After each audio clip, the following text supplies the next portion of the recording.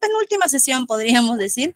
Y vamos a arrancar el día de hoy. Estimado, por favor, si me da acceso para poder compartir mi pantalla, para poder compartir el material que tenemos pendiente el día de hoy.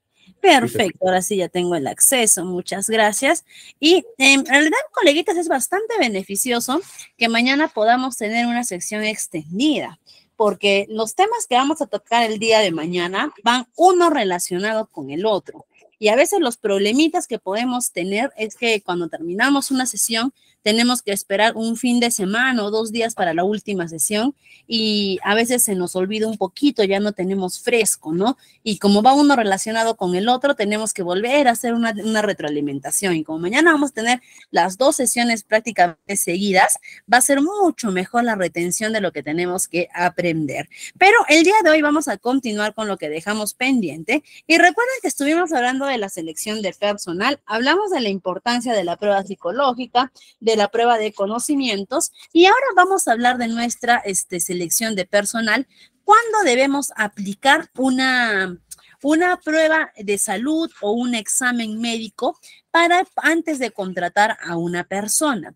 Y es que este examen médico se debe aplicar durante el proceso de selección solamente cuando el puesto de trabajo es de riesgo.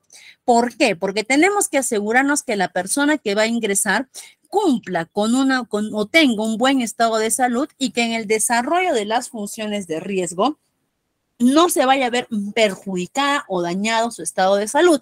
Por ejemplo, si yo quiero un trabajador de construcción civil y uno de mis candidatos tiene una lesión seria en la columna, eso de inmediato lo inhabilita para poder realizar las funciones, ¿no? Y ya no podríamos contratarlo. Y ahí no estaríamos entrando en lo que sería de repente una discriminación o algo. No, por el contrario, estamos protegiendo a esa persona, porque si yo, a pesar de que él tiene ese estado de salud, lo contrato, en el desarrollo de las funciones estaría poniendo en riesgo su integridad.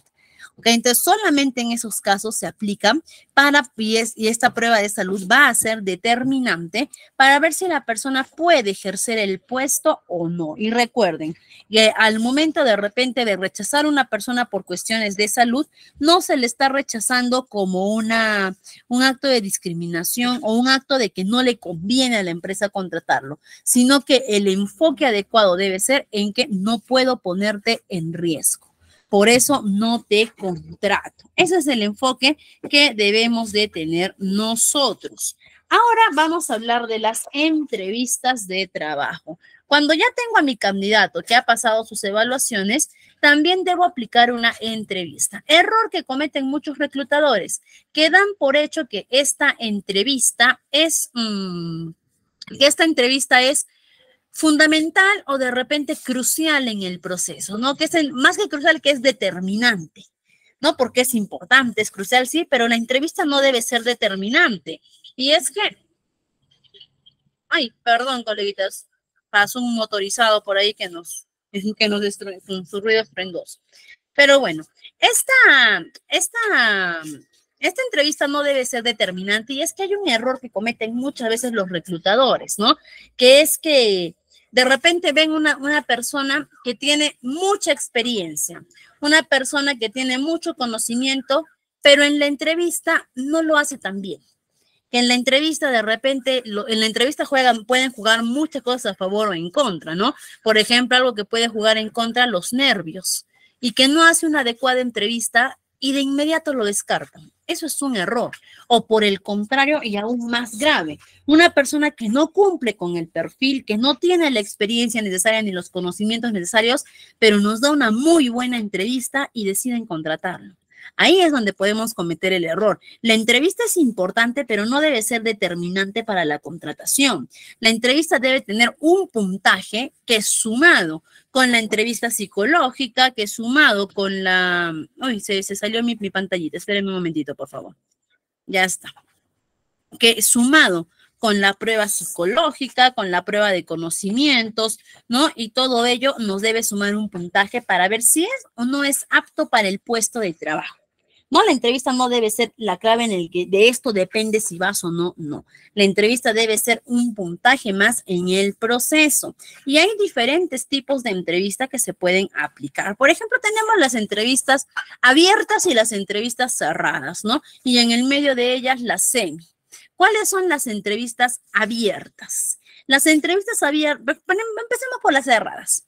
Las entrevistas cerradas o estructuradas son las entrevistas en las que el entrevistador ya tiene una línea de preguntas que le va a preguntar al candidato.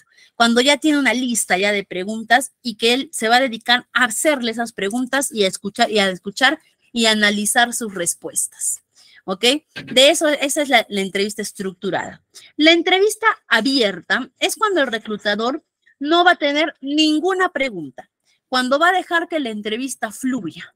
¿Ok? Cuando el reclutador no se prepara, no ha hecho preguntas, nada, simplemente va a recibir al candidato y va a dejar que la conversación con el candidato pueda fluir.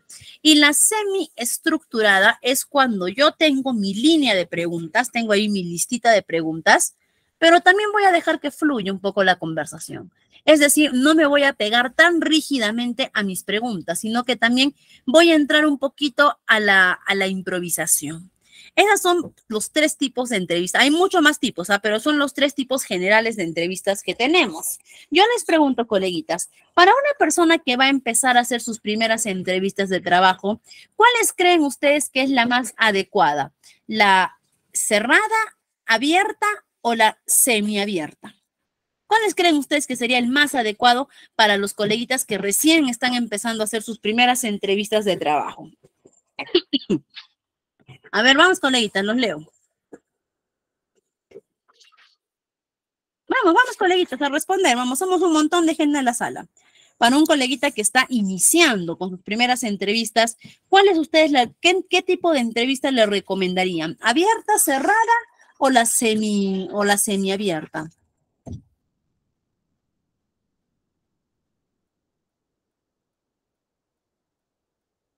Vamos a ver, uy, ¿qué pasó, coleguitas? Hoy día estamos tímidos, ¿no? Muy bien, yo les respondo.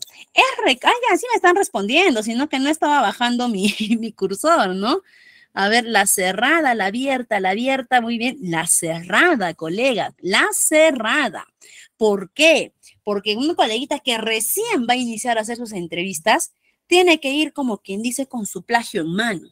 No tiene que ir con las preguntas para poder engancharse en esas preguntas, para poder obtener la información a través de las preguntas. Y es que hacer una entrevista abierta, aunque pueda sonar sencillo, ¿no? De no tengo preparado, solamente voy y converso, es realmente difícil. Es muy difícil. Porque de por sí improvisar algo es difícil. La entrevista abierta es improvisar, ¿ok? Pero hay que tener arte para improvisar, para hacer una entrevista abierta, porque a veces los candidatos no nos apoyan. A veces es difícil trabajar con algunos candidatos. Por ejemplo, tenemos candidatos que le puedo hablar. Muy bien, a ver, háblame, a ver, cuéntame un poco de ti. Yo estudié psicología bueno, y tengo mucha experiencia laboral. Ya, a ver, háblame cuáles son tus virtudes, cuáles son tus defectos, por ejemplo. Um, mm, Mis virtudes es que soy responsable. Y, así, hay personas que de verdad, coleguitas, nos responden así. Y lo ideal de una entrevista abierta es que sea una conversación fluida. Yo te pregunto, me respondes. En base a tu respuesta, saco una nueva pregunta. En base a tus respuestas, yo voy tejiendo un hilo para obtener más y más información. Hay candidatos que simplemente no nos permiten entrar en esa conversación fluida. Así como también que hay candidatos que tú le preguntas, a ver, háblame un poquito de ti. Yo nací en tal lugar, conocí con tal, me crié entre patitos, entre vaquitas, después vine a trabajar acá, vivo con tal, me peleé con esto, me peleé con mi enamorado y luego estoy acá. Te cuentan toda su vida y tú tienes que cortar a veces y ya no puedes obtener información. Es difícil hacer una entrevista abierta. Hay que tener mucho arte para poder realizar esas entrevistas, ¿no? Y el arte también práctica. Entonces, para un coleguita que recién está iniciando con sus entrevistas, lo ideal son las cerradas. ¿Por qué? Porque tiene sus hojas y se va a dedicar a obtener la información de sus preguntas. Más fácil para entrevistar, ¿no? Lógicamente tampoco no significa que va a ser un cuestionario, que va a ser, buenas tardes, tome asiento, primera pregunta, ¿por qué quiere trabajar acá? Segunda pregunta, no, sino que también tiene que haber lo que es el rapport, ¿no? Un poquito, ¿qué es rapport? Generar confianza, un poco de comunicación, un poco de conexión para poder llevar eso de la manera más dinámica. Pero lo ideal es que cuando recién iniciamos con entrevistas nos vayamos a las cerradas. Después, cuando ya tengamos un poquito más de cancha, sigo con mis entrevistas cerradas, pero ya puedo hacer una entrevista abierta. ¿A qué me refiero? Voy con toda la intención de hacer una entrevista abierta, ¿ok? Pero si veo que mi candidato no apoya, no colabora, no conversa, no habla, no me da, como quien dice, la información para seguir tejiendo, voy por mis preguntas, ¿no? Mis preguntas puntuales, que es así, me las va a tener que responder igual de manera puntual, y la práctica va a hacer que poco a poco podamos entrar en lo que va a ser una entrevista abierta, una entrevista fluida. Ahora, también, esos son los tres estilos, por así decir, pero tenemos, por ejemplo, diferentes tipos de preguntas, como por ejemplo, diferentes tipos de entrevistas, como por ejemplo, las entrevistas por competencias, las entrevistas por estrés. Entrevistas por estrés son entrevistas elaboradas para estresar al candidato. ¿Ok? Para ponerlo contra la pared, para ponerlo a sudar frío. ¿Y por qué hacemos eso, Miss? ¿Porque somos malos, porque somos espesos? No. ¿Por qué? Porque si yo les pregunto a ustedes de repente, colegas, ¿tienen tolerancia al estrés? Ustedes de repente me dicen, sí, yo tengo tolerancia al estrés, sí, yo controlo mi estrés, pero quiero ver que verdaderamente lo hagan. Y en esa entrevista los voy a estresar. Los voy a poner contra la pared, los voy a hacer sudar frío, los voy a poner en jaque, no para que caigan, no para que se equivoquen, sino para ver cómo manejan esa situación. ¿Ok? Hay muchas técnicas en las entrevistas. También hay entrevistas, por ejemplo, en las que yo, por ejemplo, cuando hacía entrevistas, siempre me gusta darles un lapicero en la mano. Por cualquier motivo, tomen el lapicero y que no darles la opción a que puedan botar el lapicero. ¿Ok? No darles esa opción, sino que manejen el lapicero en la mano y ver ver qué hacen con el lapicero mientras responden. Hay personas que simplemente tienen el lapicero ahí en la mano mientras responden. Hay personas que que lo mueven, que lo llevan de arriba a abajo, que un poco más empiezan a lamer, a morder el lapicero, ¿no? Eso también dice mucho de las personas que vemos desde un aspecto psicológico, ¿no? Entonces podemos ver, porque por ahí le dicen, ¿cómo se llama la entrevista cuando lo hacen en grupos? Entrevista en grupos, ¿ok? Por lo general recibe ese nombre, entrevista en grupos, que las entrevistas en grupos no son tan recomendadas en realidad, son a veces necesarias, sí. ¿Por qué? Porque a veces tenemos que hacer entrevistas no a uno, ni a dos, ni a 100, tenemos que hacer entrevistas a varios candidatos. Pero ¿por qué no son recomendadas? Porque de hecho el proceso de entrevista debe ser un proceso de individualización, debe ser un proceso donde, como quien dice, es el momento del candidato. Es tu momento de lucirte, es tu momento, es como que sales al show y ahora es tu momento de cantar tú solo, ¿no? Donde tienes que hacerlo lo mejor que puedas ante los jurados. Pero cuando ya tienes a tu rival acompañándote en ese proceso, ya se pierde la individualización. No es recomendable, pero a veces sí es necesaria, ¿ok? Pero a veces estas entrevistas en grupo, por ejemplo, no suelen traer los resultados esperados, por así decir, ¿no?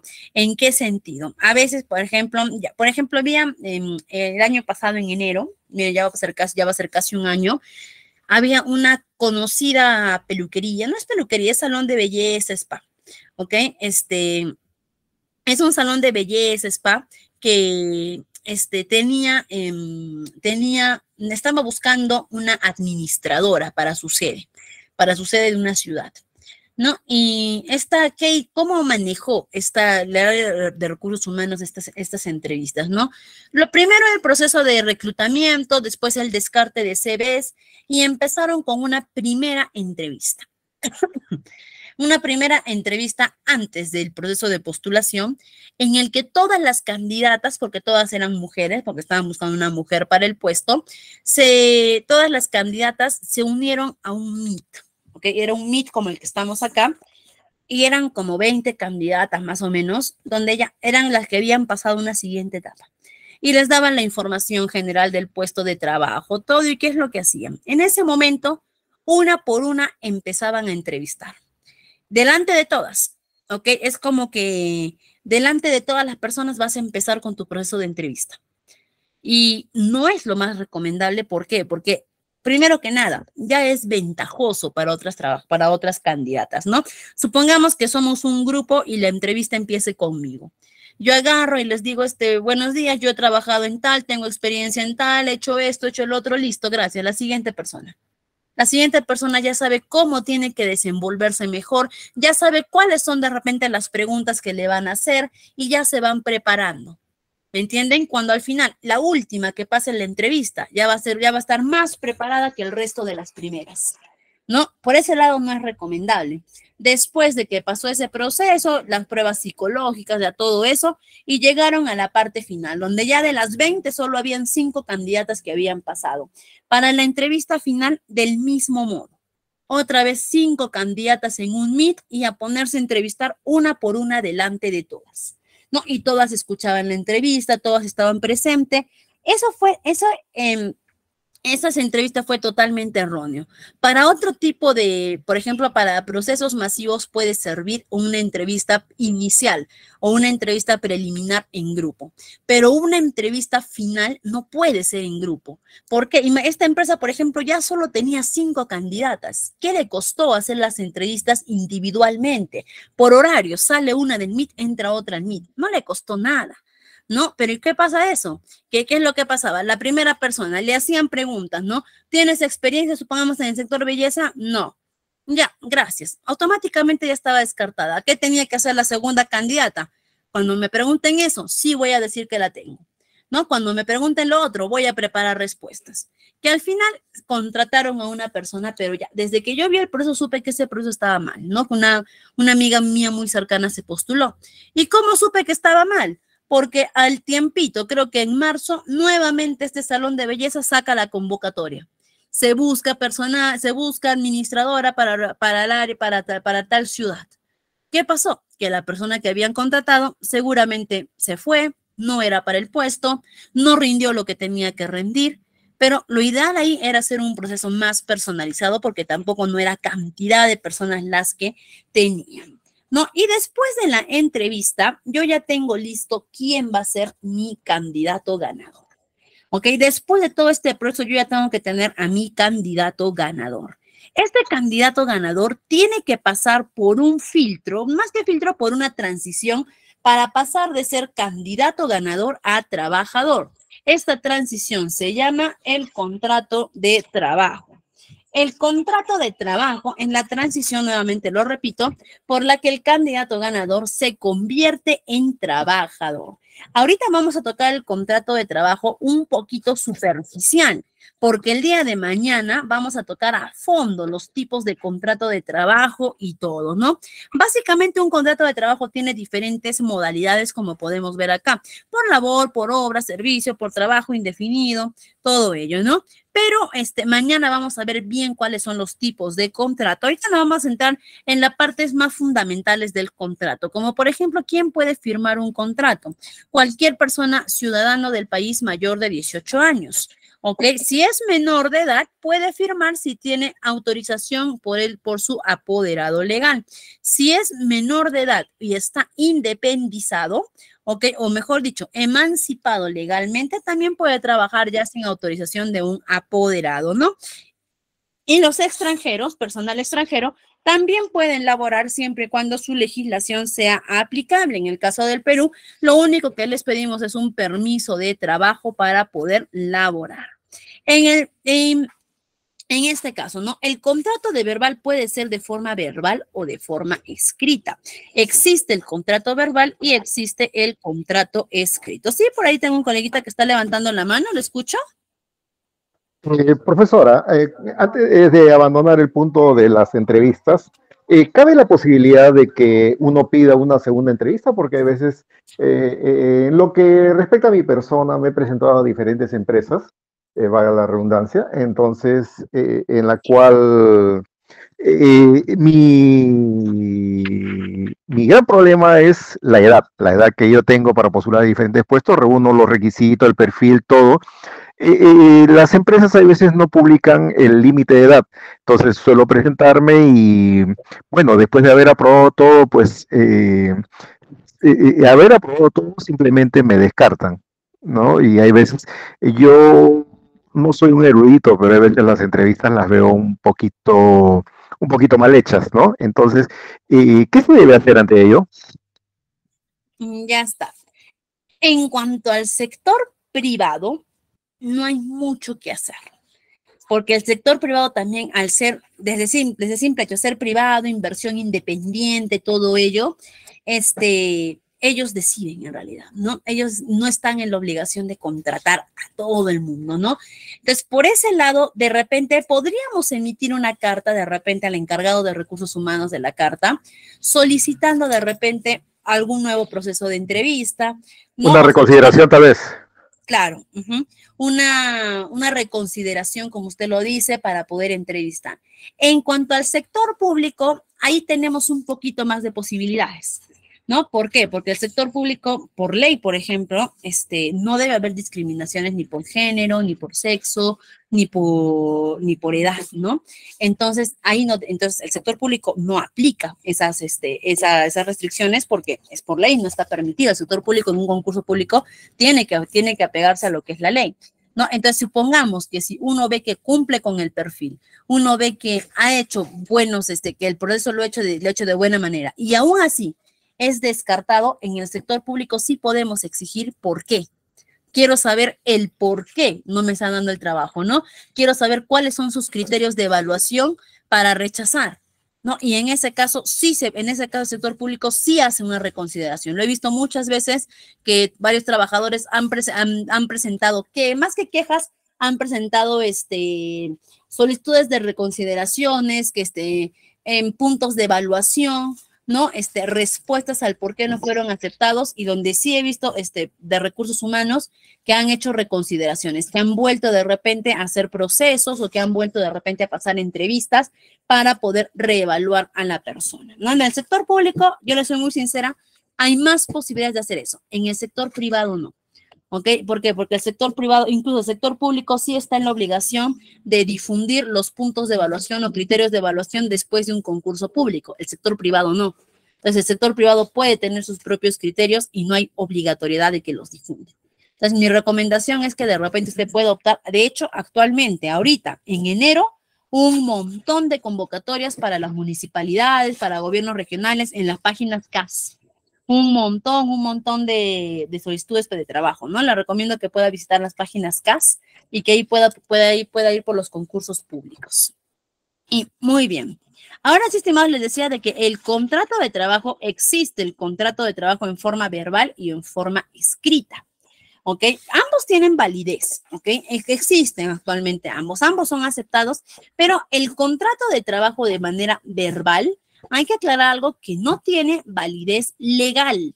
Ante una instancia legal, el contrato verbal no existe, ¿ok? ¿Qué quiere decir? Que si de repente yo agarro y establezco un contrato verbal con mi empleador donde ambos quedamos en que mi remuneración va a ser 2,000 soles, y después mi empleador no cumple con esos 2,000 soles. ¿Ok? Si es que yo voy de repente lo denuncio ante una instancia, el Ministerio de Trabajo, por ejemplo, y el Ministerio de Trabajo me dice, el contrato donde se estableció los 2,000 soles, no tengo. ¿Ok? Perfecto. Si no hay contrato, entonces tampoco hay obligatoriedad.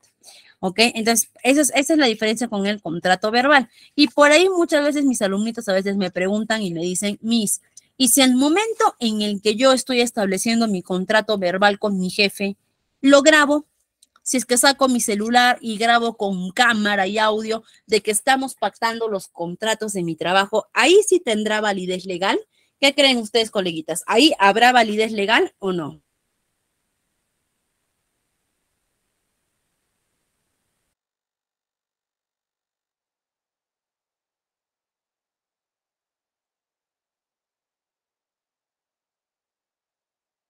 Muy bien, por ahí todos me dicen que no, ¿no? Sí, porque hay pruebas, por ahí algunos me dicen sí, ¿no? Muy bien, Isabel, ya nos dio la respuesta no, porque no hay firmas. Lo que le da la validez legal a un documento, en este caso incluyendo el contrato, es la firma, tanto de la parte empleadora como del trabajador. Al igual que cualquier documento, ustedes saben que acá la firma tiene poder, ¿no? Y si es que no hay firmas, no hay nada, ¿no? Incluso ahorita, por ejemplo, yo agarro, prendo mi cámara y les digo, ¿no? Colegas, nuestro coordinador está grabando la sesión, ¿no? Y les digo, muy bien, colegas, yo personalmente a todos los que están participando les voy a regalar 100 soles. Se los voy a regalar así, ¿no? Que quede grabado. Yo, Vania Patricia Mancilla Reaño, les voy a regalar 100 soles a todos los que están participando. Y ustedes pueden decir, ya está, ya la grabamos, listo. Y al final no les regalo nada.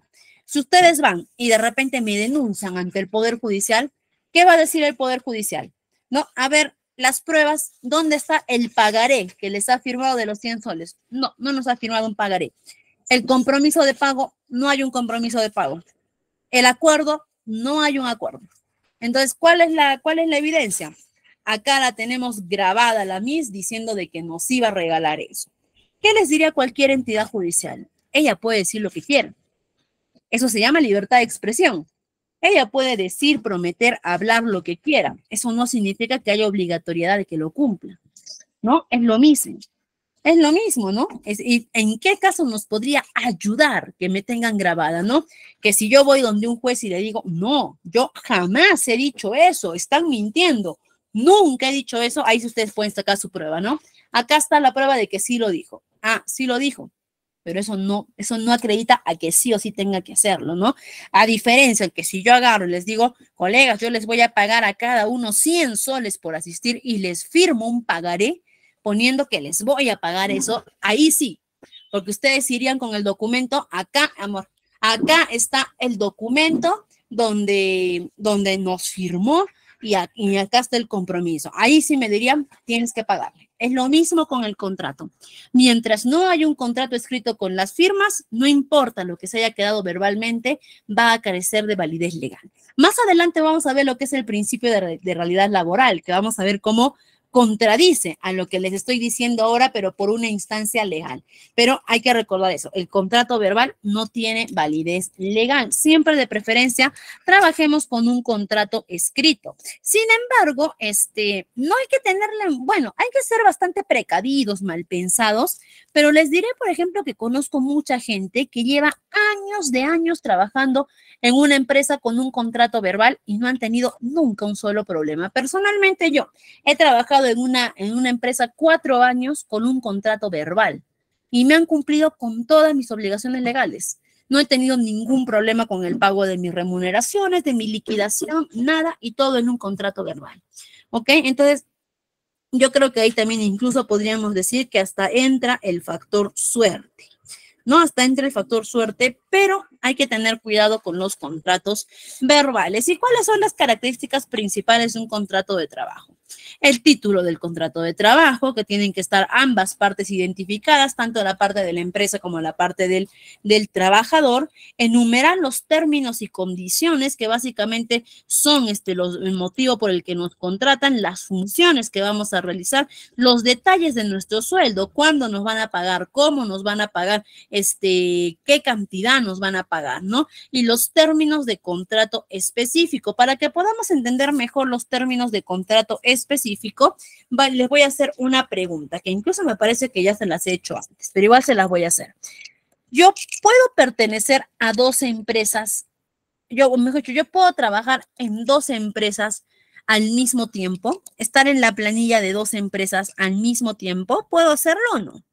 ¿Puedo trabajar en una empresa al mismo tiempo? Por ahí nos dicen no, si es privada, sí. A ver, algunos nos dicen no. Muy bien, sí puedo.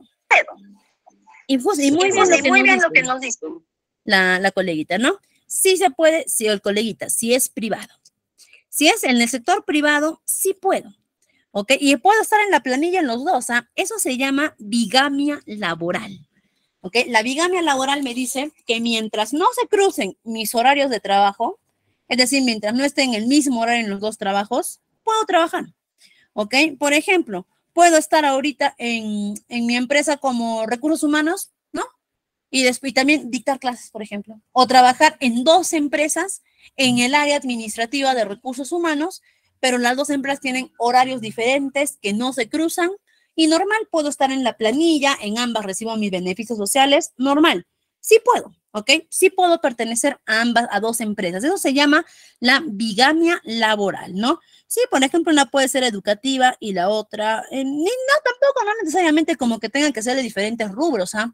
Pueden ser hasta del mismo rubro, pero sí puedo, ¿no? Solo se paga las rentas. No, tampoco, depende, las rentas se pagan de acorde al monto de sueldo anual, ¿no? Pero normal, o sea, yo puedo pertenecer a ambas, eso se llama la bigamia laboral.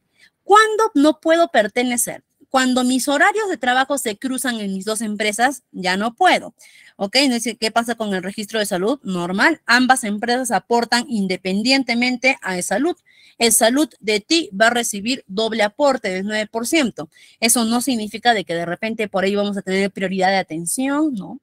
Seguimos con la misma atención de salud, solamente que salud va a percibir por parte mía doble ingreso, nada más, ¿no? Hay empresas, exacto, justo lo que nos dice, ¿no?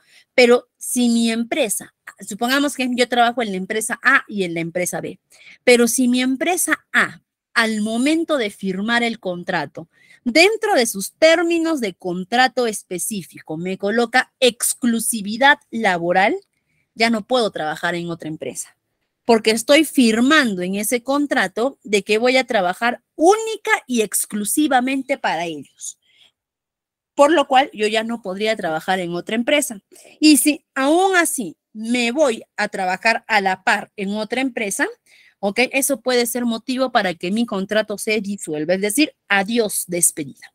Ese puede ser el motivo para que el contrato se disuelva, ¿no? Entonces hay que tener cuidado cuando nos dan el contrato de trabajo. Esas frases que dicen, no tienes que leer las letras chiquitas, no es broma. ¿Ok? No es broma, a veces los contratos pueden llegar a ser muy largos, muy extensos, hay que leerlo. Mejor aún, si es que tenemos algún familiar que es abogado laboralista o especialista en recursos humanos que nos puede leer el contrato y nos puede de repente dar una interpretación, mejor aún, ¿no? Pero recuerden, en dos situaciones yo no puedo tener exclusividad, yo no puedo tener bigamia laboral. Si mi empresa me pide exclusividad laboral o si mis horarios se cruzan. Si trabajo en el sector público, ahí sí no puedo tener bigamia laboral, ¿ok? Porque el sector público, ¿qué es lo que me pide? El sector público me pide, en el sector público me dicen de que solamente puedo trabajar y que solamente puedo percibir una remuneración de una sola institución pública. Es decir, si yo trabajo en el Ministerio de Trabajo, ya no puedo ir a trabajar a salud. Solamente o trabajo en el salud o trabajo en el Ministerio de Trabajo. No puedo pertenecer a dos instituciones públicas al mismo tiempo, a excepción que ejerza docencia. Si ejerzo docencia, sí puedo. Por ejemplo, yo trabajo en el Ministerio de Trabajo, ¿ok? Soy servidor público. Perfecto, ya pertenezco a una entidad pública. Pero también soy docente, tengo mi maestría, voy a ejercer docencia en una universidad pública, en la San Marcos, ¿ok? También puedo hacerlo. Ahí voy a percibir dos remuneraciones de dos instituciones públicas, del Ministerio de Trabajo y de la San Marcos. ¿Puedo hacerlo? Puedo hacerlo. En el sector público, solo cuando voy a ejercer docencia. ¿Ok? Para otro aspecto, no puedo. Entonces, hay que leer bien nuestros contratos de términos específicos. Buenas tardes. ¿Se puede ejercer en el sector público y también en el sector privado con diferentes horarios? Sí, no hay ningún problema. Sector público y sector privado con diferentes horarios, sí, ya sabemos, siempre y cuando ninguna de las dos empresas te pide exclusividad laboral. Si ninguna te pide, normal, sin ningún problema. ¿Ok? Muy bien, queridos colegas, ahora vamos a seguir viendo lo que es, hemos visto una partecita del contrato, ¿eh? Porque tenemos mucho más para ver del contrato de trabajo. Y ahora vamos a ver lo que es la inducción, que la inducción básicamente es que después de que mi trabajador ya firmó su contrato de trabajo, ahora me toca darle su primera capacitación. En su inducción general, yo le voy a dar al trabajador directamente de las políticas generales, como políticas de normamiento y conducta. Por ejemplo, aquí va a recibir su primera capacitación de va a recibir su primera capacitación de seguridad y salud en el trabajo, reglas generales de la empresa y todo ello, ¿no? Y la inducción específica ya va a ir más acorde directamente al puesto de trabajo. Recursos humanos puede o debe encargarse de la inducción general, mientras que el jefe específico del nuevo trabajador se va a encargar de la inducción específica o el jefe inmediato, y después, lógicamente, tenemos que evaluar si hay el aprendizaje y por último el seguimiento. Y es que acá en el seguimiento vamos a regresar al contrato de trabajo y vamos a hablar del periodo de prueba, que va de la mano con el seguimiento. ¿Qué es el periodo de prueba? El periodo de prueba es un tiempo donde el nuevo trabajador, la misma palabra lo dice, va a estar a prueba. Dicho sea de paso, este trabajador desde el primer día de trabajo, así esté en periodo de prueba, ya tiene que estar en la planilla. Acá nuestra normativa no existe nada de que los 3 primeros meses por recibo por honorarios, después en la planilla, o que los 3 primeros meses no te pago, no. En la planilla con todos tus beneficios de ley. Estos 3 primeros meses, el trabajador, el empleador puede despedir al trabajador en cualquier momento. ¿Ok? Puede, más que despedir, la palabra no es despedir, sino que puede declinar su oferta laboral o puede simplemente rechazar al trabajador en cualquier momento, sin un previo aviso, sin ninguna justificación. ¿Ok? Simplemente puede declinar de este trabajador, ¿no? Porque aplicar el periodo. Ahora, este periodo de prueba para los trabajadores operativos de línea normales dura 3 meses, hasta 3 meses. Puede ser menor, puede ser menos tiempo, ¿ah? Pero lo máximo es 3 meses. Si es un personal de confianza, se puede extender hasta 6 meses. Y si es un personal directivo, hasta 1 año el periodo de prueba. ¿Qué quiere decir? Que si yo soy un personal directivo y me establecen un periodo de prueba, dentro del primer año, en cualquier momento me sacan. ¿Ok? Sin un previo aviso, sin nada. Lógicamente, con todos mis beneficios de ley, pero en cualquier momento me sacan. Por ahí, coleguita, tenemos una pregunta. Lenin, ¿se levantó la manito? Hola, profesora. Sí, una consulta. Mira, en caso de que mi periodo de prueba es 3 meses, entonces, ¿pueden sacarme después de que haya acabado mi periodo de prueba o tiene que ser sí o sí dentro del periodo de prueba? De los 3 meses.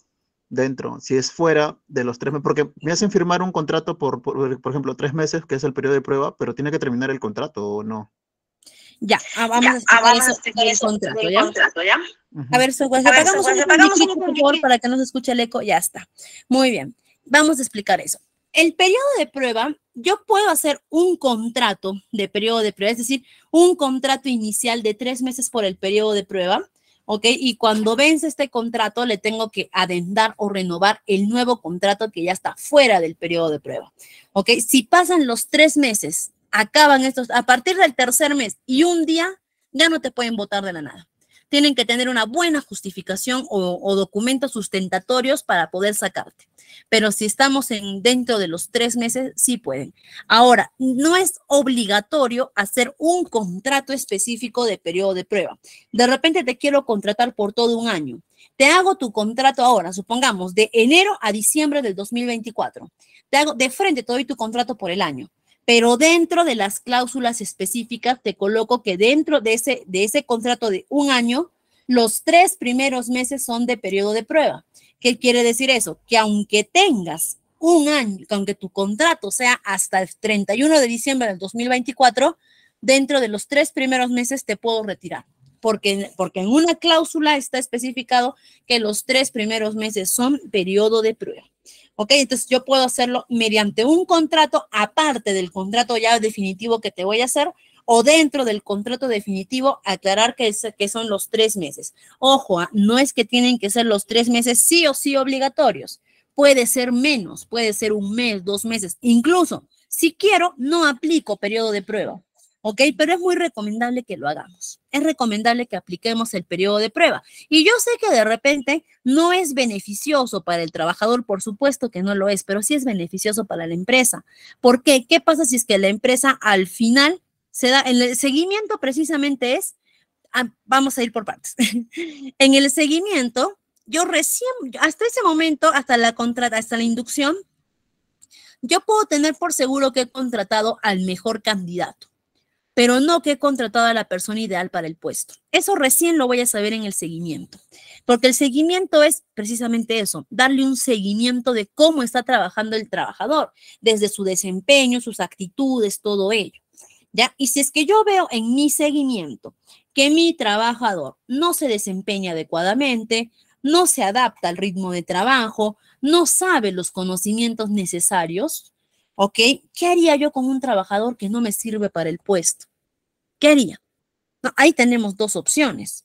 Una es de repente invertir en la capacitación de este trabajador hasta que logra alinearse con los objetivos de la empresa, o dos, retirarlo. Y por eso existe el periodo de prueba, porque el periodo de prueba me facilita poder retirar a mi trabajador, ¿no? Entonces, es bastante beneficioso para la empresa, pero recordemos que no es obligatorio, no tiene que ser el periodo completo, los 3 meses es el máximo, máximo 3 meses, ¿no? Y si es que, y por eso nuevamente les repito, revisen sus cláusulas del contrato. Hay que revisarlo bien. Sí, por ahí, Maritza, ¿tenemos alguna pregunta o algún aporte?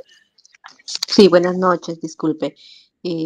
Decía usted que durante 3 meses, durante el contrato, o sea, 3 meses válido para el empresario que puede despedir. ¿Qué pasa si ese contrato tiene una duración de 6 meses? De toda manera, puede ser indispensable esa persona o el empleador puede simplemente tomar la decisión de retirar al empleado.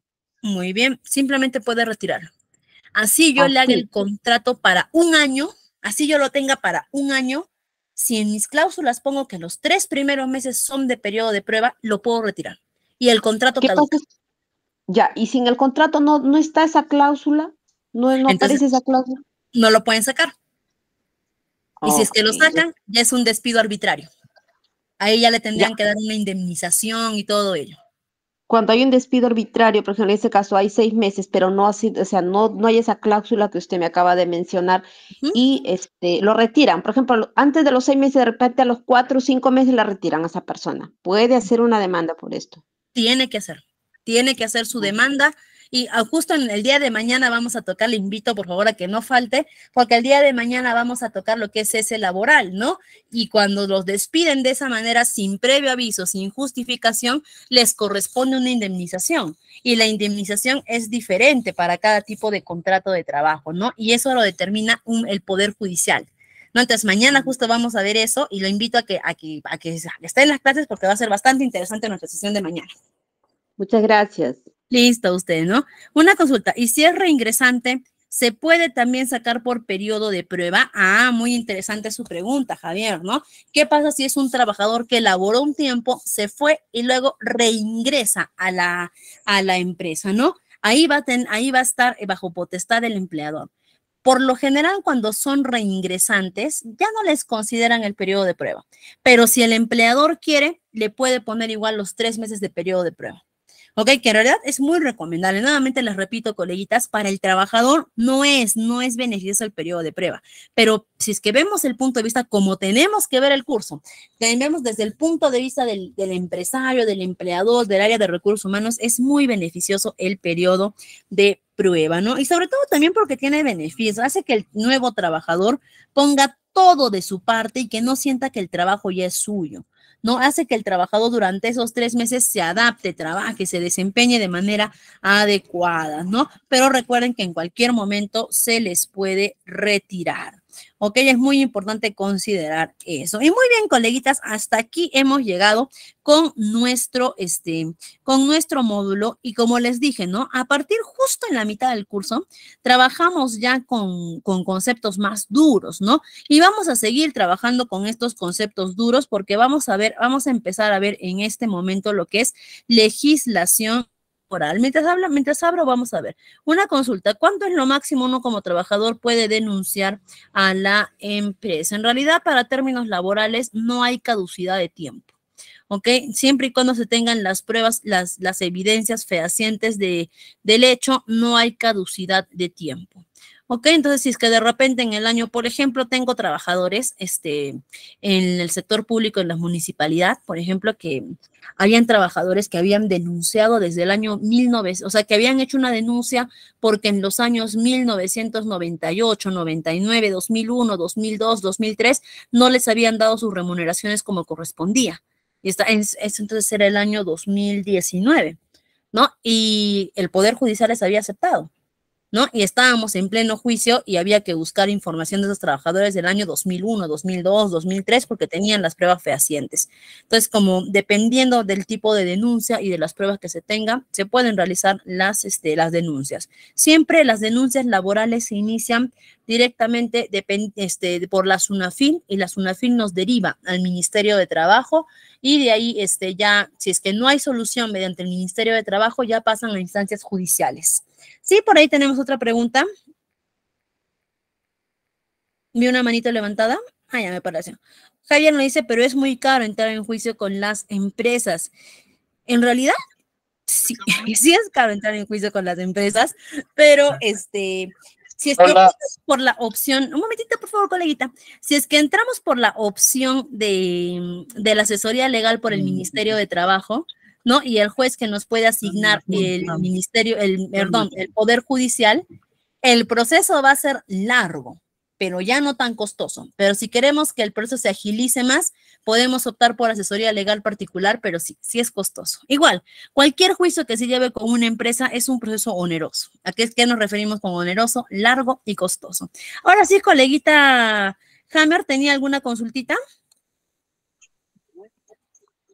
sí, Miss, lo que pasa es que quería consultar, por ejemplo, en el periodo de prueba, si el periodo de prueba como máximo es 3 meses, ¿no? Pero, por ejemplo, por A o B, el trabajador decide retirarse antes de los 3 meses. Supongamos que en 15 días o 10 días, ¿eso es remunerado o no?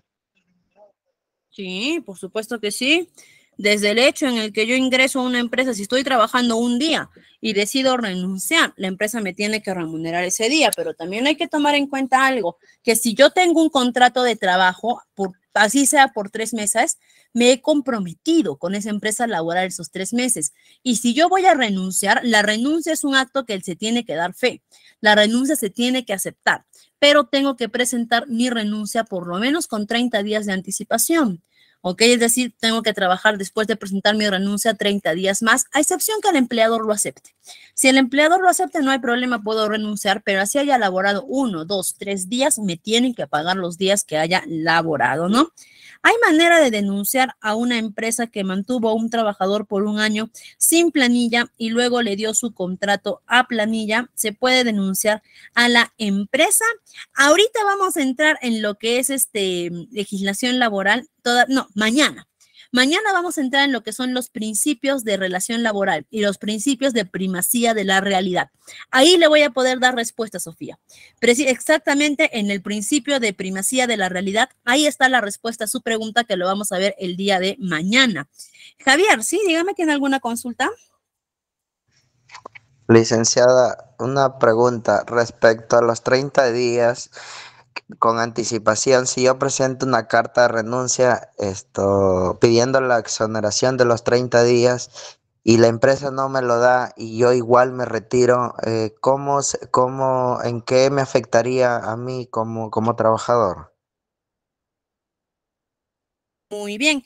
Eso lo vamos a ver también el día de mañana en el cese laboral, pero básicamente es abandono de trabajo. Si yo abandono mi trabajo, ahí sí ya la empresa ya no está en la obligación de darme mis beneficios laborales porque he abandonado el trabajo.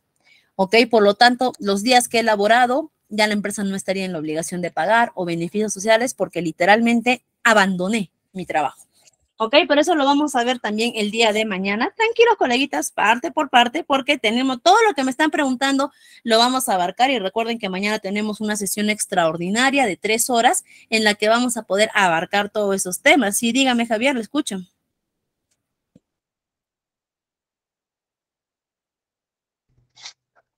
Era por la pregunta que ya lo hice, disculpe. Ah, ya, perfecto, no se preocupen, ¿no? Entonces no se preocupen porque vamos a ver todo eso el día de mañana. Todas las preguntas están respondidas el día de mañana, coleguitas. Tenemos la respuesta a todo lo que nos están indicando, ¿no? Y precisamente, justo todo lo que ustedes me están preguntando, coleguitas, son temas de legislación laboral. ¿Qué es lo que vamos a ver ahora? Y es que en legislación laboral, nosotros, uy, creo que no está compartiendo la pantalla. Ah, sí está compartiendo, ya está. Y es que en legislación laboral, nosotros tenemos dos tipos de derecho laboral. El derecho laboral individual y el derecho laboral colectivo. En el derecho laboral individual está todo lo que ustedes me están preguntando ahorita. Mi contrato de trabajo, mi periodo de prueba, si es que renuncio, el pago de mis beneficios, el pago de mi sueldo. ¿Se dan cuenta? Todo es yo, porque estamos viendo acá el derecho individual, el derecho que tiene cada trabajador. Y tenemos el derecho laboral colectivo, perdón, que ya es cuando los trabajadores dan exigencia a sus derechos en manera grupal. Y cuando un grupo de trabajadores se juntan para exigir sus derechos, ¿con qué nombre se les conoce? A ver, ¿quién me puede responder? ¿Con qué nombre se les conoce al grupo de trabajadores que se juntan para exigir el cumplimiento de sus derechos? Sindicato.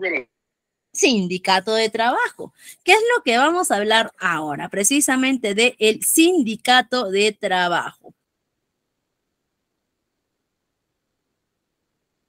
Del sindicato de trabajo. ¿Y qué es un sindicato de trabajo? ¿O qué es un sindicato? Antes de entrar a lo que es el sindicato de trabajo, primero vamos a ver qué es un sindicato. El sindicato es una organización o asociación que se integra por personas que pueden estar ejerciendo el mismo oficio, la misma profesión o actividad, o que están trabajando en un mismo centro laboral, que ellos se unen para defender sus derechos y sus intereses en comunes. El sindicato no es exclusivo para las personas que trabajan dentro de una empresa como comúnmente se cree. Supongamos que yo soy abogada y quiero crear un sindicato de todos los abogados del Perú.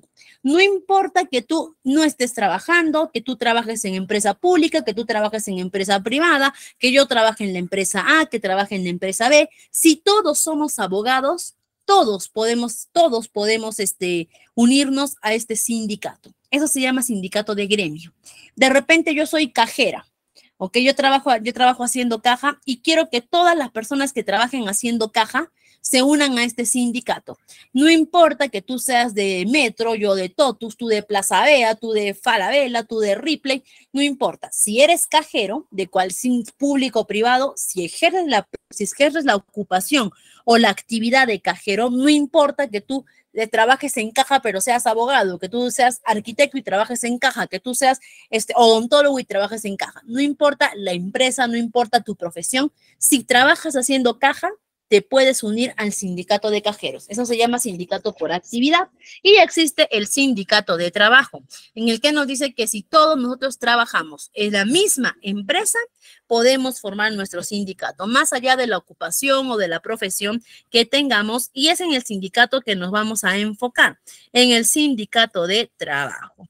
¿Y cuál es la función de un sindicato? Es poder defender los intereses de los trabajadores, los intereses y los derechos, buscar beneficios para sus trabajadores, ¿no? Poder representar a sus trabajadores en un ámbito laboral, en los conflictos, controversias, reclamaciones que pueda haber de manera colectiva. Cuando hablamos de manera colectiva nos referimos a todos, ¿no? No solo uno por uno. Es decir, yo no puedo ir y exigir mi propio derecho a nombre del sindicato, no. El sindicato tiene que ir en representación de todos. ¿Y cuáles son los requisitos para formar un sindicato dentro de una empresa? Son, en Perú por lo menos, son que primero la empresa tiene que tener más de 20 trabajadores o como mínimo 20 trabajadores, porque un sindicato tiene que tener por lo menos 20 integrantes. Una empresa que tenga 19 trabajadores no puede formar un sindicato, o una empresa que tenga 50 trabajadores puede formarlo, pero si de esos 50 solo 10 se quieren sindicalizar, no puede. Tienen que ver por lo menos una empresa 20 trabajadores y los 20 deben querer sindicalizarse. El proceso en realidad es bastante simple, ¿no? Se llama una asamblea general o con lo que se conoce como una reunión, se forma un comité electoral o una junta directiva que dependiendo del tamaño del sindicato, se va a ver cuántas personas pertenecen a esa junta. Esa junta mínimamente tiene que tener un presidente, un secretario, un tesorero y un vocal, mínimamente, ¿no? Ellos van a ser los representantes del sindicato y se arma un estatuto. ¿Qué es un estatuto? Es como un reglamento interno del sindicato. ¿Qué está permitido? ¿Qué no está permitido en el sindicato? Y una vez que se tiene toda esa información, se lleva al Ministerio de Trabajo y el Ministerio de Trabajo inscribe a su sindicato, ¿no? Y nos podemos preguntar, ¿y qué pasa con las empresas que no tienen, qué pasa con las empresas que no tienen esa cantidad de trabajadores, ¿no? O que no llegan a los 20 trabajadores, ¿se quedan sin sindicato? No. Ok, ¿qué pasa con esos trabajadores? Si es que no llegamos a los, si es que no llegamos a los 20 trabajadores, podemos tener a 2 delegados de trabajo.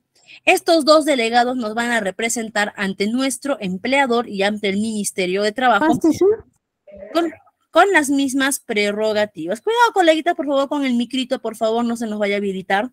Listo, con las mismas prerrogativas que lo haría un sindicato.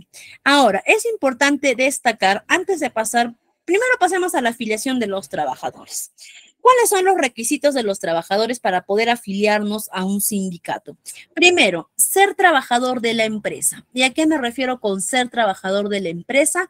A que tengo que estar en la planilla de la empresa. ¿Ok? Tengo que estar en la planilla de la empresa. Si es que no estoy en la planilla de la empresa, si es que trabajo por recibo, por honorarios, no puedo formar parte del sindicato.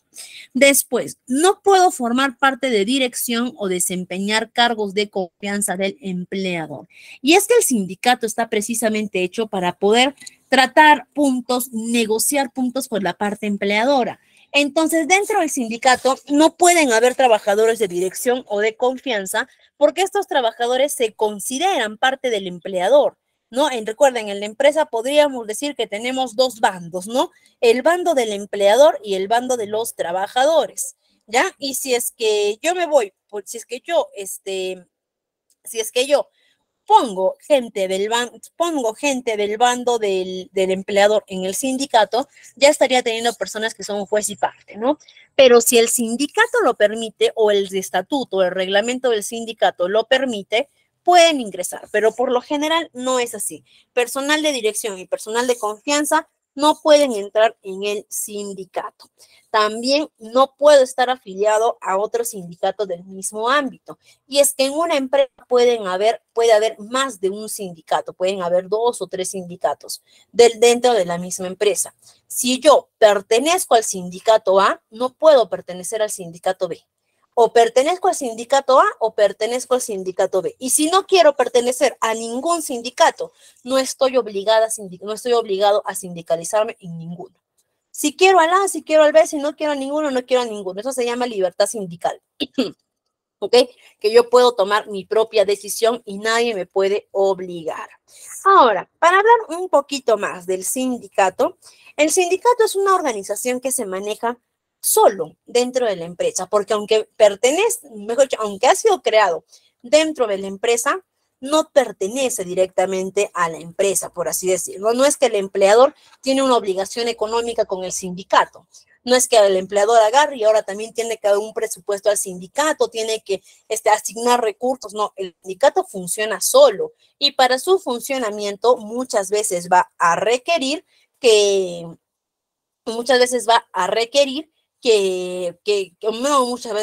sindicato siempre requiere que se haga un aporte económico, ¿ok? Y los trabajadores que se sindicalizan tienen que hacer un aporte económico. Estos aportes los determina el estatuto del sindicato.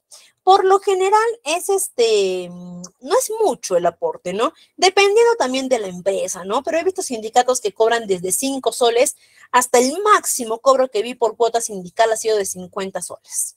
¿No? Que me parece bastante, a 50 soles. Pero hay sindicatos dependiendo, ¿no? De la cantidad en la que los trabajadores tienen que aportar todos los meses. De hecho, los dirigentes de los sindicatos todos los meses a Recursos Humanos traen su lista de trabajadores que se les tiene que descontar mes a mes. ¿Qué hacemos en Recursos Humanos? Al momento de hacer las planillas, les retenemos ese monto como la cuota sindical, les retenemos la cuota sindical y después esa cuota sindical, ese monto ya se pasa al área de logística, al área de finanzas, y ellos directamente destinan ese monto retenido a los sindicatos. Es una forma de apoyar a los sindicatos, ¿no? Hay un máximo de sindicatos dentro de una empresa. En el sector público no se ha establecido un máximo, pero en realidad en una sola empresa pueden haber varios sindicatos, ¿no? Va a depender también mucho del tamaño y de la cantidad de trabajadores que haya. Por ejemplo, en una empresa que tenga 50 trabajadores, no va a poder formar más de 2 sindicatos, porque recordemos que un sindicato tiene que estar mínimamente conformado por 20 personas.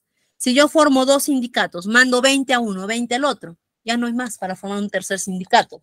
Pero, por ejemplo, he visto en empresas más grandes que hay sindicato de administrativos, sindicato de operadores, sindicato de peones, sindicato de ingenieros, ¿no? Y hay varios sindicatos en una misma empresa, pero ellos ya se van por profesión, ¿no? Entonces, no hay un límite en realidad, pero va a depender también de la cantidad de trabajadores que tenga la organización.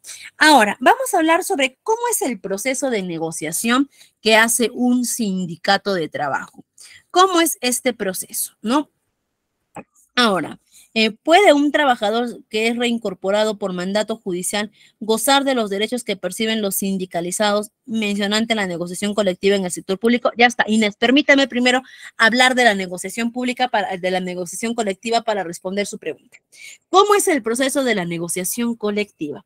Primero, el sindicato tiene que empezar a elaborar un pliego, ya sea de peticiones o de reclamaciones. Peticiones cuando van a pedir algún beneficio laboral o algo, o reclamaciones cuando no están cumpliendo con sus derechos laborales.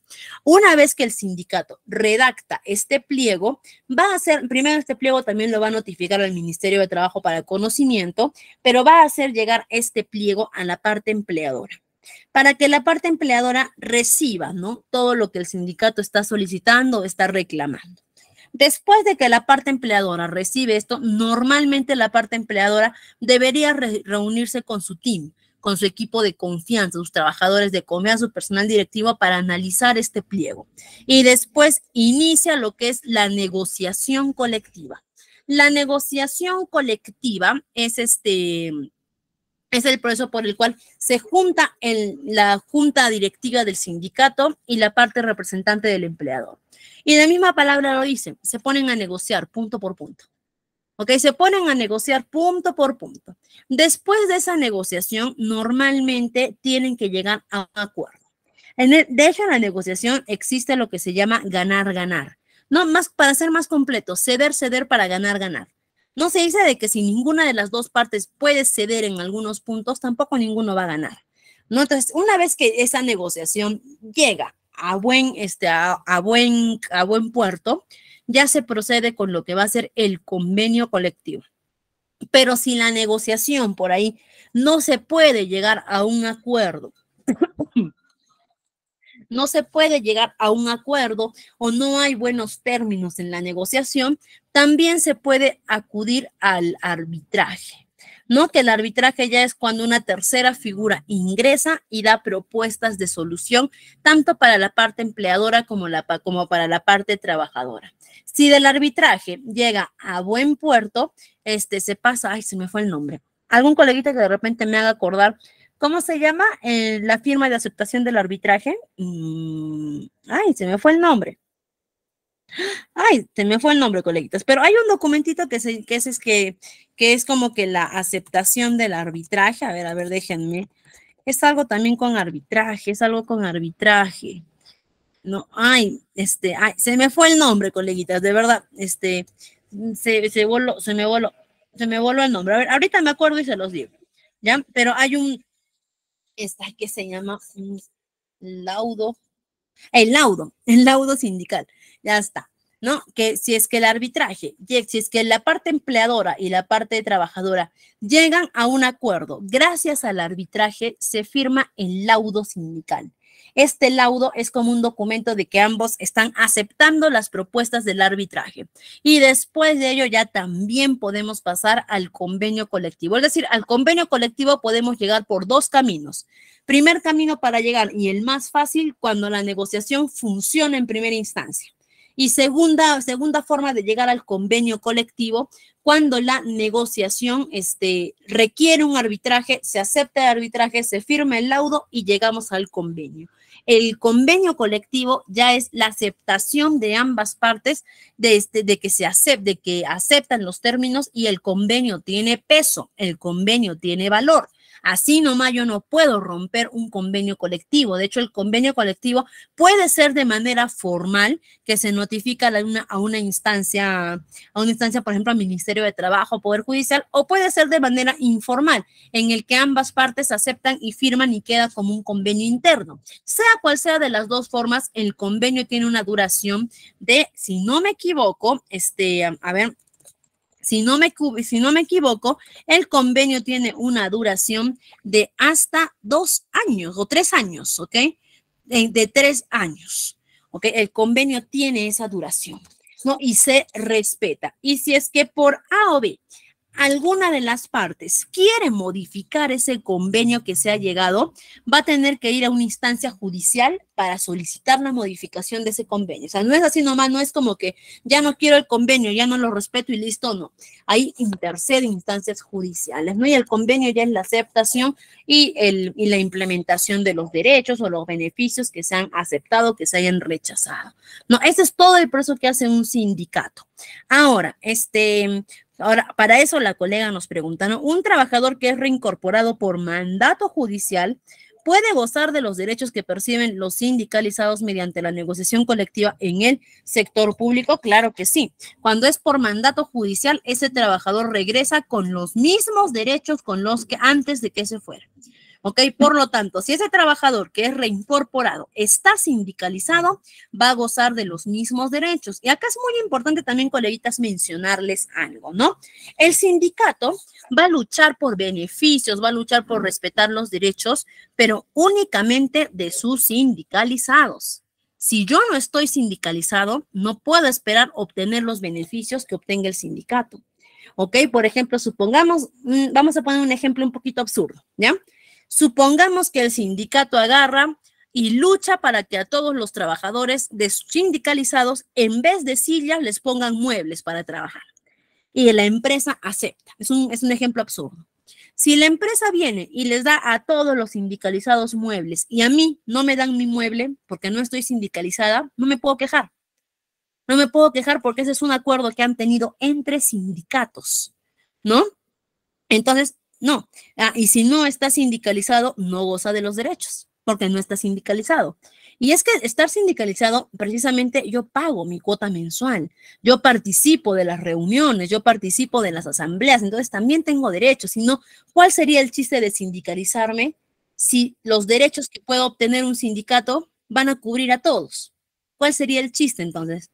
No, si no estoy sindicalizado, no puedo, no puedo. Por ahí, a ver si tenemos alguna pregunta, coleguita, que levantó la mano.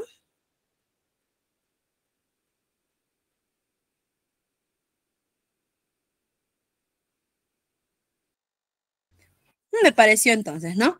Entonces, por eso, ahora el sindicato va a luchar por los derechos de sus colaboradores sindicalizados, pero si no estoy sindicalizado, no puedo esperar gozar de esos derechos, ¿no? De hecho, hay circunstancias que ha pasado muchas veces en los que yo, de repente, la empresa está abusando o no está respetando un derecho mío. Entonces, yo voy muchas veces al sindicato y les digo, miren lo que la empresa me quiere despedir, me quiere votar sin razón, por favor, ayúdenme. El sindicato, si es que el sindicato me dice, qué pena que te esté pasando eso, colega, pero no está sindicalizada. No puedo hacer nada por ti, está en su derecho de hacerlo. Como también he visto sindicatos que les han dicho, ya, vamos a ayudarte, aunque no estés sindicalizado, pero te vamos a ayudar por prevención, para que más adelante no pase eso con uno de nuestros sindicalizados, y te invitan a sindicalizarte y te apoyan. Pueden hacerlo, sí, también. Pero si el sindicato rechaza ayudar o apelar por alguien que no está sindicalizado, está en su derecho, ¿no? Y es que también, como lo mencioné, como en algunas, sobre todo en instituciones públicas, como en algunas empresas hay 2 sindicatos al mismo tiempo, imagínense que un sindicato luche por un derecho o por un beneficio que se les dé a todos los trabajadores. El sindicato A logró ese beneficio, pero de repente el sindicato B no quería ese beneficio. Entonces, no puedo darle a todos lo que me piden unos cuantos, ¿no? Si unos cuantos me los piden y llegamos a negociación, se les da. Es la forma en la que se trabaja. Y para eso vamos a ver un pequeño ejemplito de cómo debe actuar adecuadamente un sindicato, ¿no? Y vamos a leer este caso práctico. Este caso práctico es como un hecho que se dio, que se destaca bastante el sindicato de trabajo. Y es que si todos vemos la imagen, inmediatamente nos podemos acordar de este accidente que se dio en el aeropuerto de Lima, Perú, en el mes de noviembre del año 2022, donde un camión de bomberos colisionó contra un avión que provocó lamentablemente la muerte de 3 bomberos. Ahora, ¿qué tiene que ver esto con los sindicatos? Les comento que tras este accidente de la colisión entre el camión de bomberos y el avión, la DEPINCRI de Callao procedió con la detención inmediata de los 2 pilotos de la TAM, ¿no? Es decir, al momento en el que ocurrió el hecho, la DEPINCRI de Callao vino y los detuvo a los dos trabajadores, ¿no? A los 2 pilotos. ¿Por qué? Porque tenían que dar su testimonio, pero estaban privados de su libertad, lo cual era un hecho que no ameritaba hacer. ¿Por qué? Porque no había todavía investigación, no había nada, ¿no? Y los primeros que saltaron a reclamar ese hecho no fue directamente la empresa LATAM, tampoco fue la parte administradora de los aeropuertos, del aeropuerto, no. Fueron el sindicato de pilotos de LATAM, que dicho sea de paso, uno de los sindicatos más grandes que tenemos en el Perú es el sindicato de trabajadores de LATAM. En este caso fue el sindicato de pilotos de LATAM Perú, fueron los primeros que alzaron la voz de protesta y que emitieron un comunicado considerando que esta acción iba en contra primero de la cultura positiva de seguridad aeronáutica que se tiene, ¿no? Y que el arresto era prematuro, porque todavía no había investigación y porque ante la opinión pública ya se estaba haciendo creer que el accidente había sido provocado directamente por los pilotos de LATAM. Es que imagínense, ¿no? Si hay un choque entre un camión y un avión, y la policía viene y se lleva detenidos inmediatamente a los pilotos, ante la opinión pública uno puede sugerir que ellos han sido los responsables, cosa que no es aceptable porque aún no habían investigaciones, ¿no? Y que por el contrario, esa conducta daba lugar a que no se investiguen las causas reales del accidente, ¿no? Y ellos fueron los que exigieron la liberación inmediata de estos pilotos, ¿no? Y al ver que de repente no estaban teniendo la acogida, no los estaban escuchando como ellos necesitaban, fue que ellos elevaron esta queja a la Federación Internacional de Asociaciones de Pilotos de Líneas, más conocido también como el IFALPA, que ya estamos hablando de una federación internacional, podríamos decir del sindicato de sindicatos, ¿no? Ya un sindicato muy grande internacional que respaldó totalmente el comunicado de ellos y ante la presión ejercida fue que la DEPINCRI tuvo que liberar el mismo día a los 2 pilotos. Y es que también se les estaba privando de derechos como atención médica, como asesoría legal, atención psicológica antes de poder dar sus declaraciones. Entonces, y es que esa es la verdadera función o la verdadera esencia de un sindicato. Es poder, podríamos decir, defender a los trabajadores ante la instancia y ante la persona o ante la entidad que sea. Por ejemplo, acá podemos ver que este sindicato no ha actuado directamente contra los empleadores, sino que ha sido contra la policía, ¿no? Contra la DEPINCRI. Y está bien, ¿no? Está bien. Entonces, esa es la verdadera esencia de un sindicato, sino que lamentablemente, nuevamente digo, coleguitas, acá en el curso tenemos 2 partes, ¿no? Lo que nos dice la normativa y lo que nos dice la realidad. Y la realidad es que actualmente los sindicatos, se han perdido mucho. ¿Ok? Han tergiversado su camino terriblemente, ¿no? ¿Por qué? Porque al menos en el sector público, han llevado sus intereses por otro lado, como intereses políticos, por ejemplo, cosa que eso no es el verdadero significado de un sindicato, ¿no? Ahora tampoco, cuando mencionamos sindicato, automáticamente se nos viene a la cabeza huelga, se nos viene a la cabeza pelea con el empleador, cuando no es así. Son muy pocos sindicatos. De hecho, estoy más en el sector público que en el sector privado. Son muy pocos sindicatos que tienen problemas directamente con los empleadores, ¿no? Porque por lo general hay muy buena relación entre sindicato y empleadores. De hecho, la empresa a veces organiza el aniversario del sindicato. Cuando es aniversario de la empresa, el sindicato envía su oficio de felicitación, hacen actividades para los trabajadores, varios sindicatos, por ejemplo, ahora en Navidad, ¿no? Los sindicatos también gestionan, aunque sea no una canasta, pero aunque sea un panetón para sus trabajadores, ¿no? El Día de la Madre, aniversario para los niños. Hay sindicatos que trabajan muy bien. Eso también va a depender mucho de las juntas directivas. También mencionarles esto, que las juntas directivas no son permanentes, son renovables. ¿Ok? De acuerdo a cómo lo determine su estatuto, cada cierto tiempo tiene que haber elecciones de las juntas directivas. Esa junta directiva tiene que rotar, y dicho sea de paso, también los trabajadores de las juntas directivas tienen derecho a las horas sindicales. ¿Qué son las horas sindicales? Las horas sindicales son horas que la junta tiene dentro de sus 8 horas de trabajo, que son totalmente remuneradas. Se le dan horas para que ellos puedan desarrollar actividades de su sindicato. Otro beneficio más que corresponde para los sindicatos, ¿ok? Que ellos tienen horas dentro de sus 8 horas laborales para hacer actividades de su sindicato y que tienen que ser totalmente remuneradas, ¿no? Ahora también hay una pequeña diferencia entre los sindicatos y los delegados de trabajo. El sindicato puede exigir una cuota sindical a sus trabajadores. Los delegados no, porque no son sindicatos. El sindicato tiene el goce de las horas sindicales dentro de las 8 horas de trabajo. Los delegados de trabajo no, porque no son un sindicato. Sí, por ahí con una coleguita levantó la mano. Por ahí veo que alguien levantó la manito. Listo.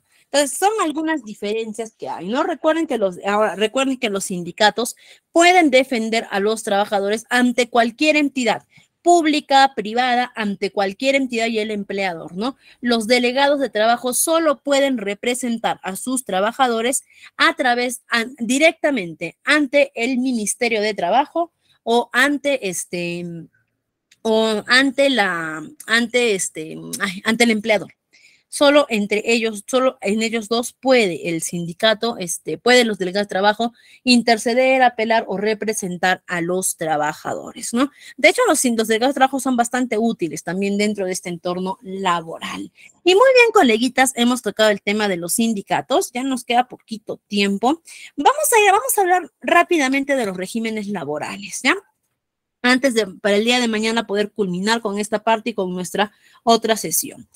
Los regímenes laborales, primero que nada, ya nosotros hemos explicado de que en el mundo laboral, en el entorno laboral, tenemos 2 grandes sectores. A ver, por ahí tenemos alguna consultita antes de pasar a los regímenes. ¿Sí? ¿Un coleguita levantó la mano?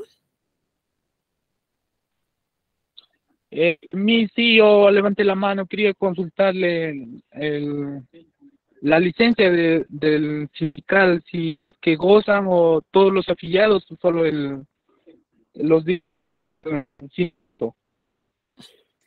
Le escuché un poquito entrecortado, pero creo que le entendí si es que las horas sindicales la gozaba solo la junta directiva o todos los trabajadores sindicalizados.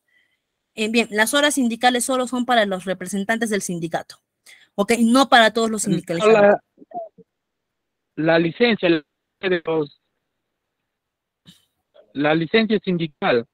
Ya, exacto. Eso es solamente para los representantes. Sin embargo, si es que el sindicato establece asambleas, establece reuniones para todas las personas que lógicamente tienen que ser previamente anticipadas al empleador, se otorga el permiso para todos los trabajadores sindicalizados para que puedan asistir a estas reuniones. Pero las horas o las licencias sindicales, esas son únicamente para los representantes del sindicato, ¿no? Si no, toda la empresa sindicalizada no estarían trabajando en las 8 horas, estarían trabajando disparejos, ¿no? Entonces, solamente es para esas personas. Y muy bien, coleguitas, vamos a explicar esto a grandes rasgos para poder dar inicio el día de mañana a la parte más interesante del curso, que es los regímenes. Ya con ustedes hemos hablado de que hay diferentes tipos, que hay dos grandes tipos de empresas, ¿no? Públicas y privadas. Dentro del sector público es empresas que son gubernamentales y que tienen su propia legislación. Y dentro del sector privado tenemos dos grandes tipos de regímenes laborales en el sector privado. El régimen general y los regímenes especiales. El régimen general, que está normado por el Decreto Legislativo 728, que es la Ley de la Productividad y Competitividad Laboral, ¿ok? Se le conoce también como régimen general porque es el más común o el que más se maneja. Pero tenemos los regímenes especiales. Es que el régimen privado, al igual que el público, ambos, son muy grandes. El régimen privado es muy, muy grande y no se puede colocar las mismas leyes, las mismas normativas para todas las empresas que hay. Es por eso que se ha dividido en los regímenes especiales, que son normativas adaptadas o no normativas aplicadas para las empresas de repente desde su tamaño. Ya tenemos el régimen de la microempresa, de la pequeña empresa, de repente por sus labores. El régimen de construcción civil, el régimen minero, el régimen de la trabajadora del hogar, el régimen pesquero, el régimen portuario, el régimen aeroportuario. Tenemos también de repente por ocupaciones, ¿no? El régimen del médico cirujano, el régimen de la enfermera, el régimen del artista, el régimen del trabajador del hogar, el régimen del cirujano, ¿no? Y también tenemos normativas que han sido aplicadas o normativas que han sido, que han sido agrupadas en beneficio de trabajadores que gozan con ciertas condiciones. Estos no son regímenes, pero son condiciones, ¿no? Como por ejemplo, las condiciones de trabajo para el régimen las condiciones de trabajo para el trabajador con VIH, para el trabajador con TBC, para el trabajador discapacitado, para el trabajador adolescente, ¿no? Es decir, son normativas que han sido aplicadas en los diferentes regímenes especiales.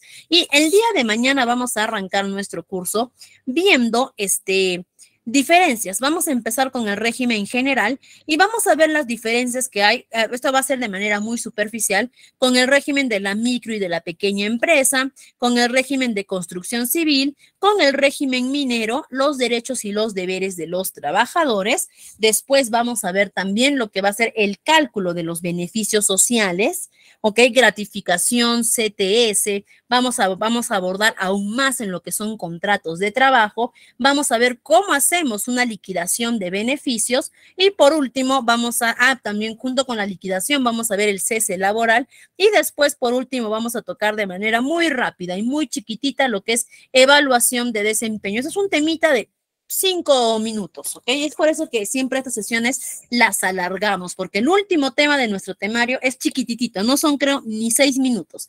Es por eso que nos damos el tiempito de explicar claramente cada partecita del curso. Conmigo, estimados, ha sido todo por el día de hoy. Muy agradecida con ustedes por su atención, por sus preguntas, siempre contenta con sus aportes, con ustedes también aprendo cada día más. Muchas gracias a nuestro coordinador por el apoyo de siempre, quedo muy agradecida y nos vemos el día de mañana en nuestra sesión extraordinaria. Muchas gracias y hasta pronto.